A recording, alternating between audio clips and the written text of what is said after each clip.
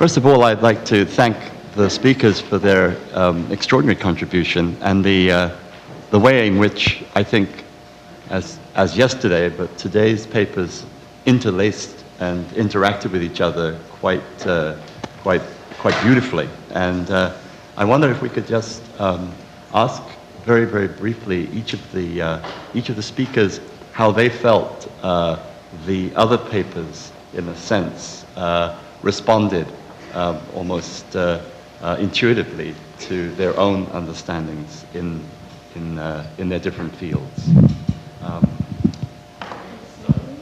Vladimir, you are the first.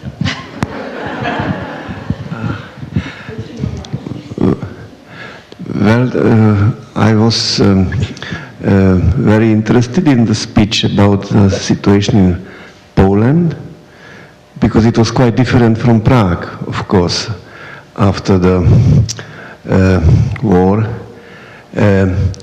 And I would have a question, for instance, if there are some documents like memories of Marcel Reich-Ranitzky, which have been published in Germany. Reich-Ranitzky lived in ghetto and served as a dolmetscher of the rabbi, and then he served for the Polish intelligence service after the war in England, and then finally in 50s or late 50s he escaped to Germany, and I think 4 years ago or 5 years ago he published his memories, where is included also his story in the ghetto. If they have enough material, enough memories of other participants of Warsaw ghetto in Polish history and historiography and literature.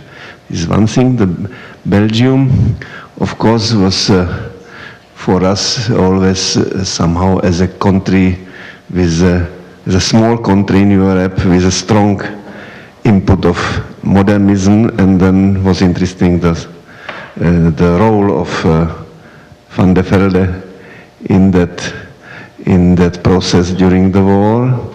Italy, this is of course our dream, because Prague is on the border between Nordic and Mediterranean, and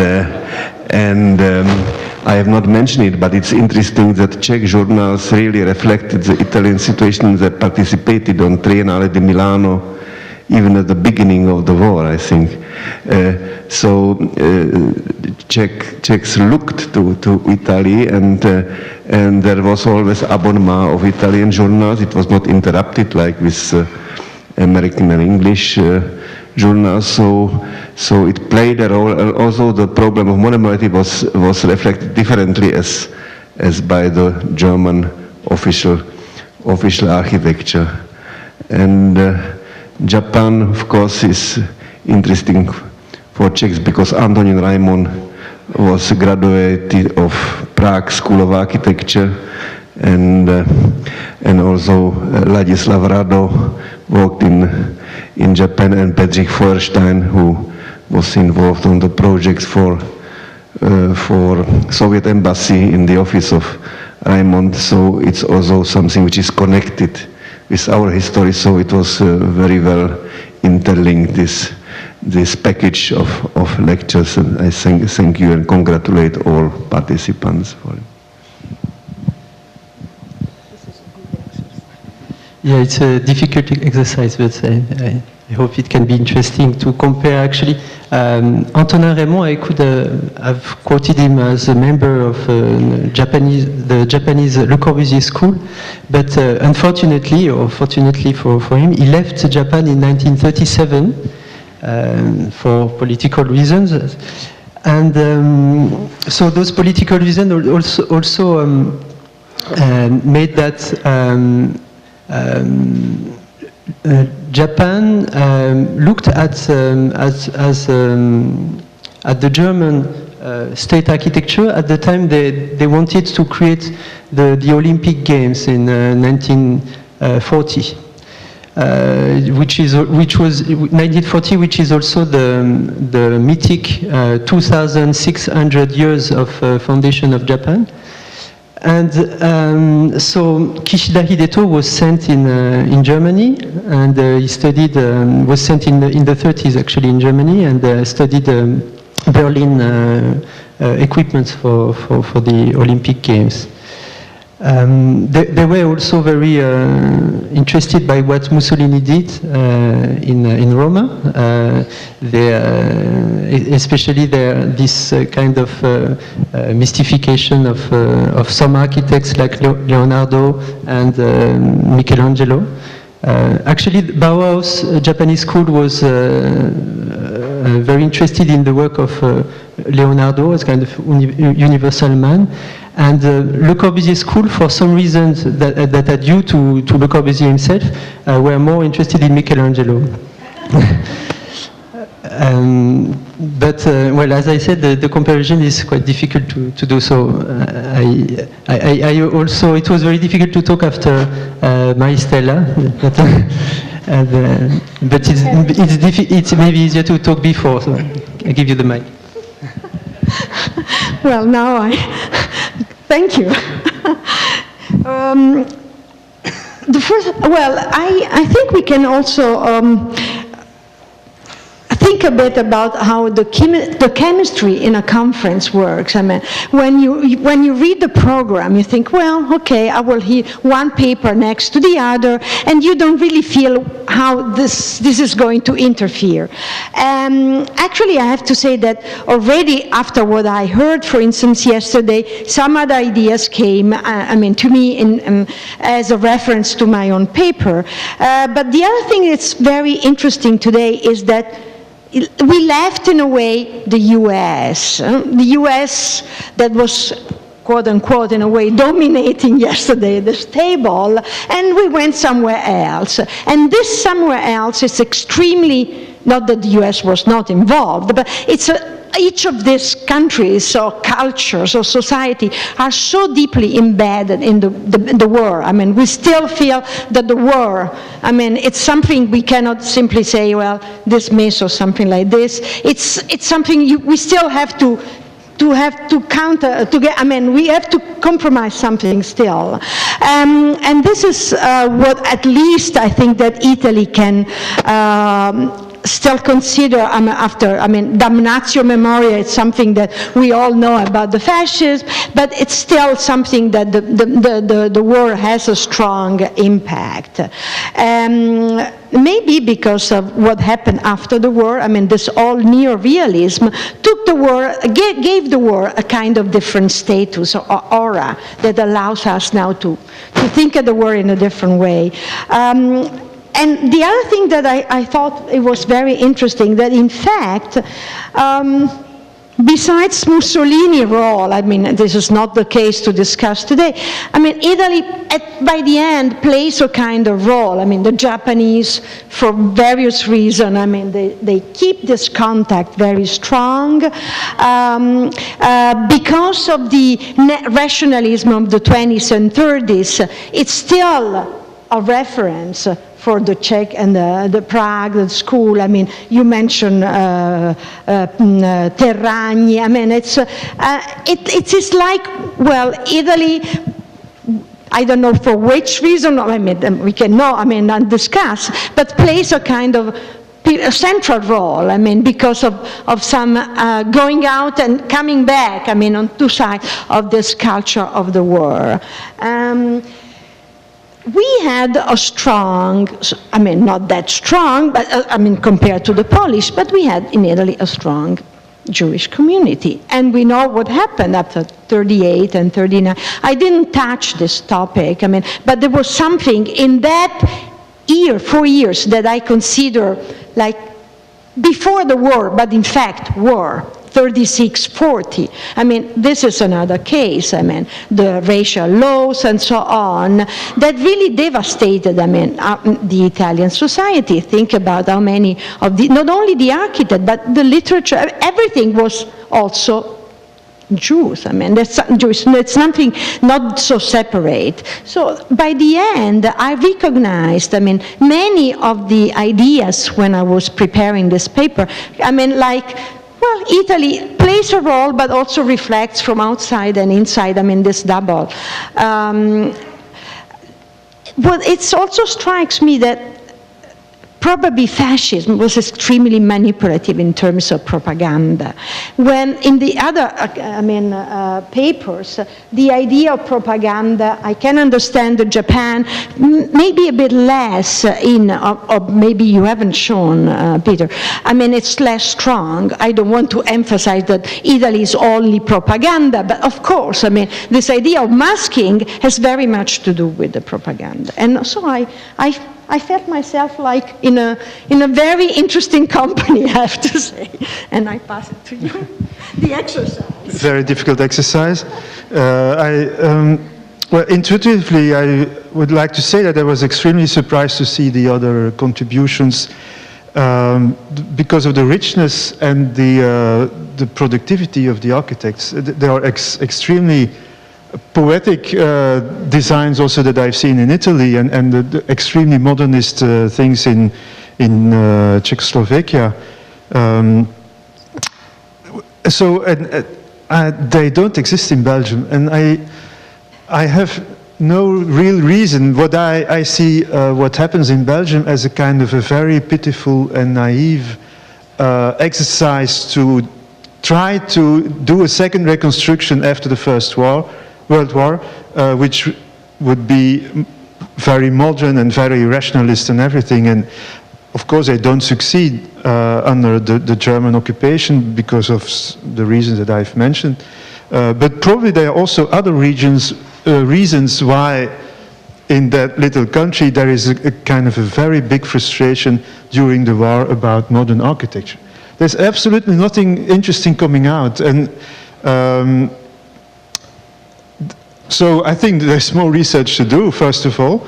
I don't know if, secondly, I know that in the First World War there were many connections between the Belgian architects and, for instance, the Dutch and the English and the French architects during the war. Because a lot of them went in as refugees to those countries. This didn't happen really during the Second World War, so and maybe that is also one of the reasons. There was a kind of a paralysis, intellectual paralysis, and probably also for reasons of internal problems, I'll just say that, problems of the different communities, which were very strong because after the war, politically, it came out as with this question of the king and the collaboration and so on, were probably already in gesture during the war. But okay, my principal remark is that this productivity in other countries doesn't exist in Belgium. I guess I feel closest to Maristella's argument about masking. In some way, what I was trying to convey in my papers about a certain type of masking of spaces, of interiors. It's in a very different type of masking, but it's also about hiding something, what's underneath. So it's kind of more in the kind of formal way of masking. Well, aside of Peter, who is also frustrated with the lack of materials available, I'm very jealous of the other three speakers. They have a lot of materials to work with that is still available, that was published during the war. It was a very different condition, obviously, in terms of the occupation in Czechoslovakia. The architects had a lot more room to publish, and there were publications. In Poland, this did not exist at all. And I really focused on there was a lot of activity-focused architectural activity that was carried out in terms of planning for the future. and we have some materials on that, but that was not my topic of this paper.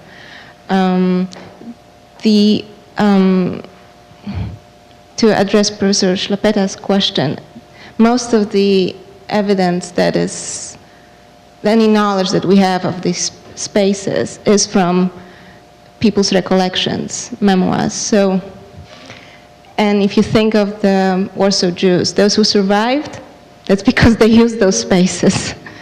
And they had intimate knowledge of these bunkers, underground facilities, whether within the Jewish ghetto or within the Christian Polish community. So most of the evidence that we have of these spaces are from people's textual recollections, and there's been some recent studies done, locating exactly where these bunkers were, under what buildings, and so forth. Everything is based on these years and years of collecting people's memoirs from the war. Yes, it's one of the revelations of papers like these is the extraordinary difficulty of identifying the archive in relationship to whether it's advertisements, whether it's journals, whether it's intimate papers, whether it's memoirs, and so on and so forth. But what I'm struck by increasingly over the last 10 years of architectural history is that as architectural history gradually doesn't become history of modern architecture, but becomes history of architecture, I'm very struck by Benoit's last comment that it may not be continuity and change, or as the binary opposition to Fourier, continuity and crisis, but always compromise.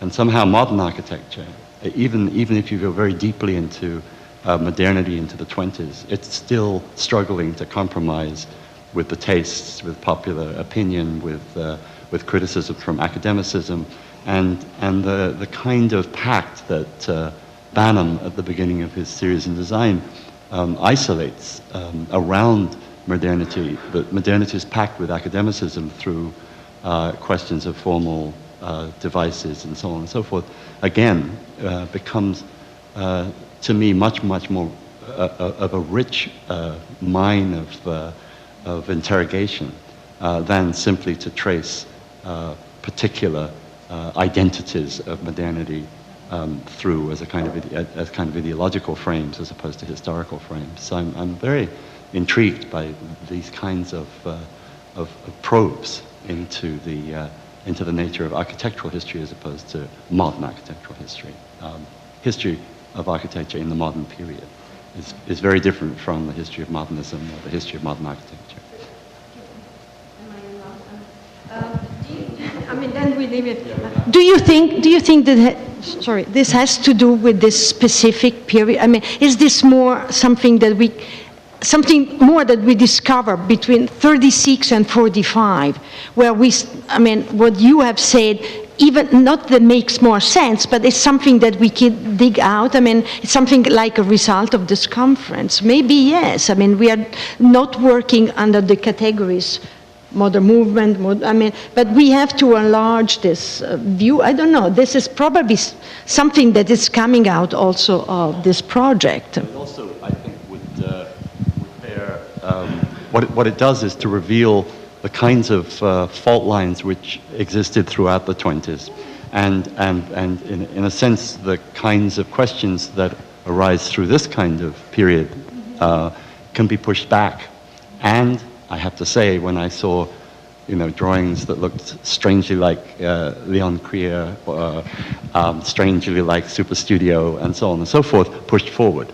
And these conditions have not gone away in terms of the politics, the ideology, and the structures of planning. Yes, I wanted to make one or two comments after this another extraordinary round of materials and interpretations. First one has to do with the issue of masquerade or with visual issues. We've seen yesterday how this war had been about visual issues, about constructing images, constructing propaganda images, constructing representations of the terrain, constructing, thinking of Enrique's presentation, visions of the world, trying to control the world visually. We should, and an image which, of course, came to my mind, and to the mind of many thinking back at your talk, Enrique, and Roosevelt's globes was Hitler's globes in Charlie Chaplin's The Great Dictator. So the illusion of controlling the globe, of controlling the theaters of operation, of seeing them better than the other is one thing. But one we saw this morning is between camouflage, which is really interesting. There is apparently a national style in camouflage, which is something which it's really interesting, because camouflage aims at transforming identifiable objects into invisible objects, but yet the German camouflaging patterns, the Russian ones, and the Italian ideas are not the same. So what I find interesting is when one puts together the issue of camouflage and the issue of the hidden city in Warsaw, the underground city, the clandestine city, is that war was also the art of disappearing, of engineered disappearance or self-organized disappearance. And it was fundamental for any kind of resistance to be invisible, to be hidden between one or several layers. So I think in this hyper-visual war, hyper-invisibility was also fundamental. And the second point I want to make, links some points which have been made. I was really interested in Quaroni's sketchbooks. There is an article, I think, in Metron, in one of the first issues of Metron, with the title Architettura nei campi di concentramento. And so I think one important aspect of the architectural experience during the war is being removed physically in Europe or away from Europe, and what it produces, what it generates, what kind of practices. And there is a lot which could be learned from comparing architects at libraries. For instance, I found in the RIBA archive last week sketchbooks by an architect who was preparing his RIBA exams in a camp in East Prussia, receiving books via the Red Cross and reading Casabella. Because Casabella was, being an Axis publication, was circulated to prisoners, to officers' camps in Eastern Prussia. French architects in prisoners' camps, also in Eastern Germany, were making architectural competitions and sending the project back to Paris to be judged. So there is also this experience, the experience of heterotopias and the continuation of architectural practice. And also another one which I perceived in some of the points made by Schlapeter and by you, Maristella, what I would call internal exile. Sharon is clearly in internal exile, and so is the case to some extent of some architects, Italian architects, who are not producing, who are not in the state machine, who have no jobs, and who also, in a way, step back into also a relative invisibility. So this is also part of the wartime experience. Last point, I was amazed, Vladimir, by the quantity of design work made in Bohemia, because what you've shown is Bohemia, and one could look also at the Slovakian state, which is a different story, but it's quantitatively it's very important. There are absolutely no stylistic compromises, and it's really the continuation with the idea also, which is always interiorized by the architects, even the ones apparently working for the occupier, that they are planning for what will happen after the war. So there are also, if we talk of invisibility or of the a sort of polarity between what is manifest and what is latent, there are many hidden intentions in all of these projects. with very interesting operators. We continue the role of Batia during these years, after having been at the center of an extraordinary little industrial republic in Moravia, is fundamental also because they developed the schemes which will allow for post-war Czech prefabrication, as shown by a recent dissertation in this country. So I think we really see the thickness of the thicker dimension of all these issues here. Is there any other questions or comments?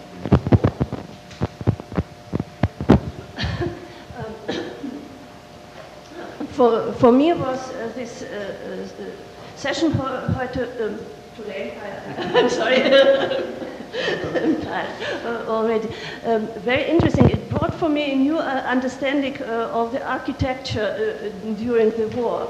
It was before for me the break between peace and peace, and now it's another pictures. But I'm astonished how different it was this picture in the different kind of Europe. I mean, in the German space, in the space that was claimed to be original, genuine German space, they were planning and a modern project of architecture, and another situation in the occupied Eastern European part in Warsaw. But it's also a new understanding of architecture, an extending of architecture underground, the architecture that is also this shelter. We learned about it yesterday already. It's shelter. It's living in the wardrobe. It's reconstructing the city, building the gates community, building the ghettos. It's also part of architecture, and also it's the new understanding of privacy and private and public space. What Anna showed us today, the public space is no more existent, but the private space became public through overcrowded this and living in clandestine, and it's also a new function of architecture.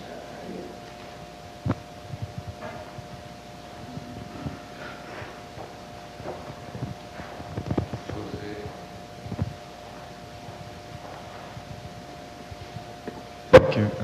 I also enjoyed very much all the papers, and I think they introduced some. And I think they introduced to the map we were drawing yesterday.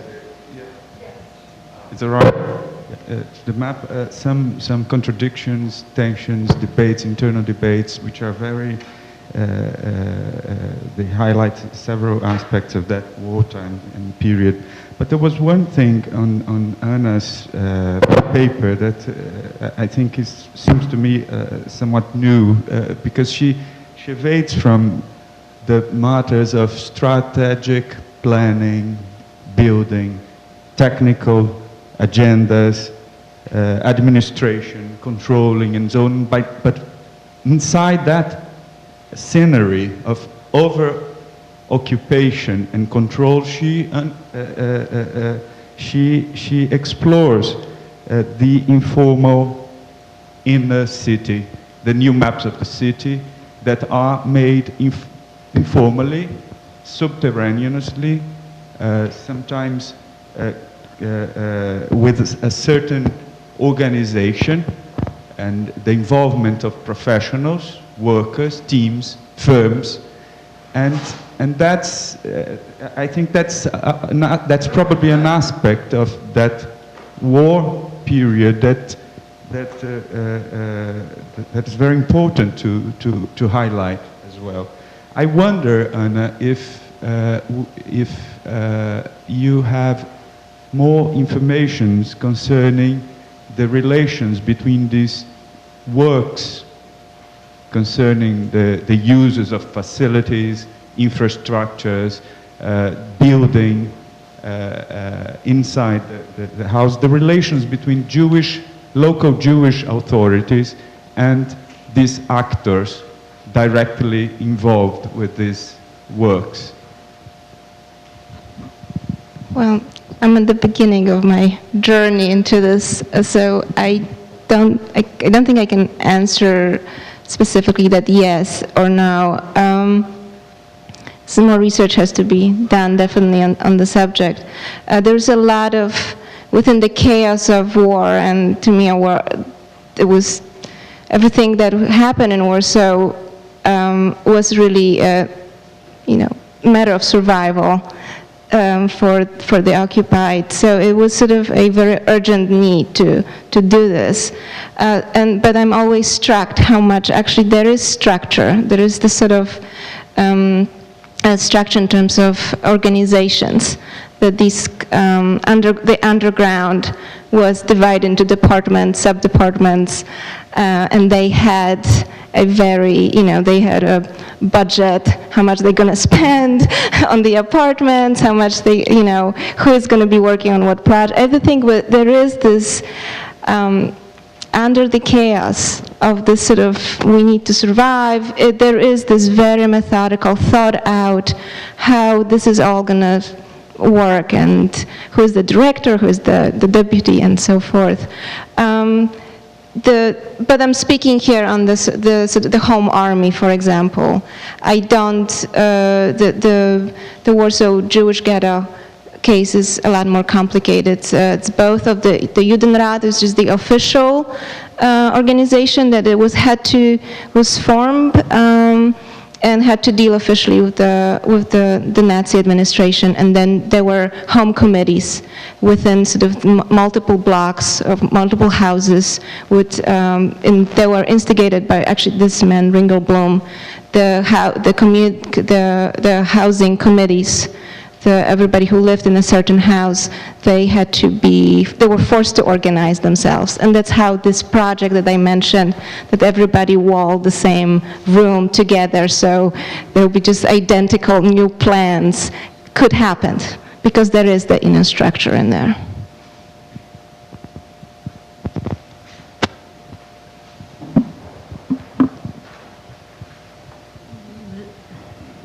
This is a question and perhaps an idle speculation, but based on Anna's work, can we look in other cities, in Paris, for example, for the occupation by the resistance? We know a lot about the personal networks, the ones that worked, the ones that were caught, but do we know how these networks how the space of Paris allowed them to operate? Where was Safko's magazine, a newspaper being published, and do we have an informal equivalent in the Paris resistance? And I'm directing this to Jean-Louis for personal reasons. Yeah, I can make a... No, it is well known that the staff of the interior forces at the time of the Paris insurrection, led by Rolf Tanguy, were in the catacombs under Place d'Enfer Rochereau. My dad was there, so I once went there to look at the places. There was also an underground network which used sewers, but mostly the catacombs in the last days of insurrection. And there is clearly a map. There is a map of underground Paris, which was made also of networks and things. But I think that the case of Warsaw is extreme. Of course, with the ghetto, its delimitation, its this walled-in area, the pressure, the voluntary and determined pressure by the Nazis to create unbearably dense conditions. So I think that there is something peculiar. In the case of Paris, things were much looser. The city was a city which had empty pockets and also invisible spaces, basements. Well, I mean, all the clandestine, the underground newspapers were printed in basements, so you have unending stories of basement. But I've not read anything about this extraordinary planned construction of sophisticated, subversive architecture inside the existing structure. I don't think there has been such extreme situations. I just wanted, since I have a mic, just to say one more thing, and I think Hartmut has a question. Getting back to what to the extraordinary complexity of the Belgian reconstruction apparatus as discussed by Peter. What I want to underline is the wartime semantic creativity. And this builds back into what Joanna discussed yesterday with chorotaxia and the nutty linguistic inventions of Doxiadis, the planology in Belgium, the creativity also in Italian magazine. There seem to be also a sort of a series of war languages. War is about seeing, but is also about designating, is about giving meanings, giving labels, and creating sort of a semantic apparatus, which is of course extremely dear to the profession of urbanists, among others of planners and sometimes of architects. So I think we have to look also at the semantics.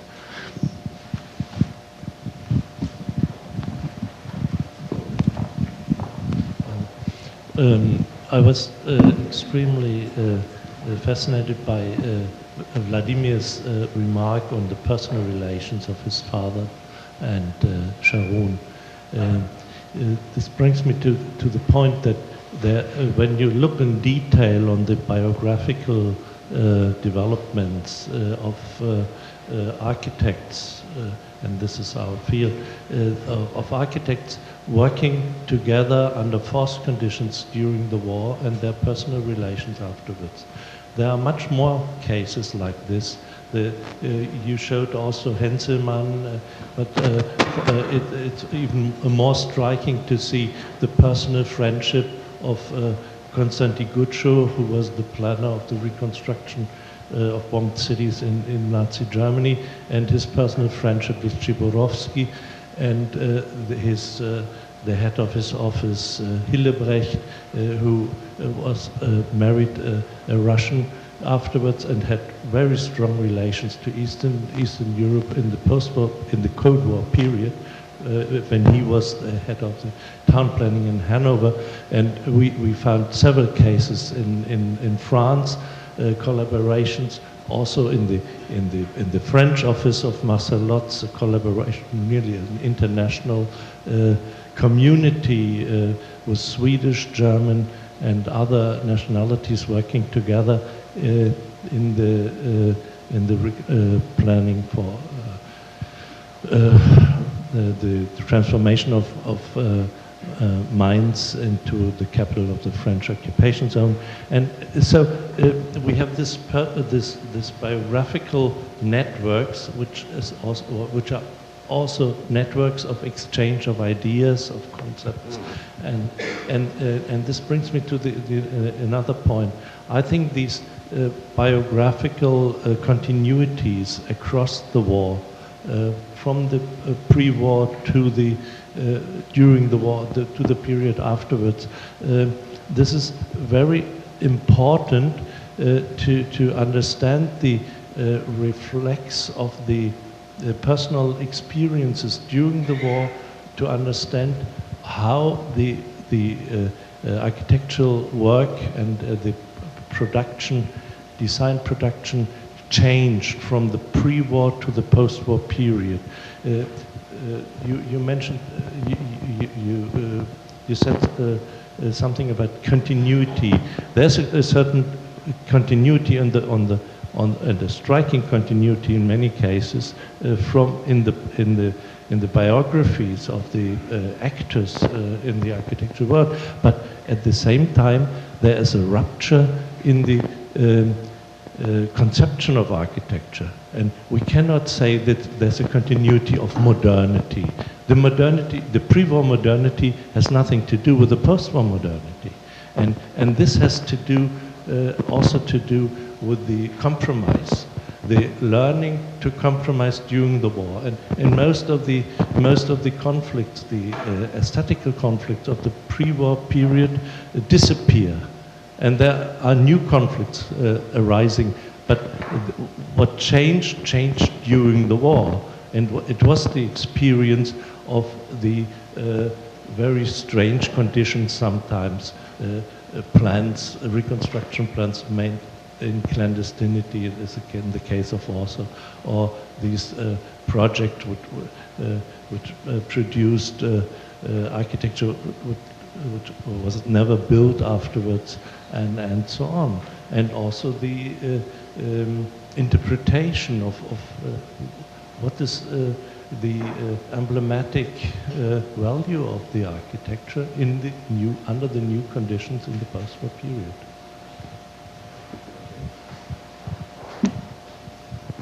So I'd like to thank everybody, thank our panelists, thank our audience, and invite us to lunch.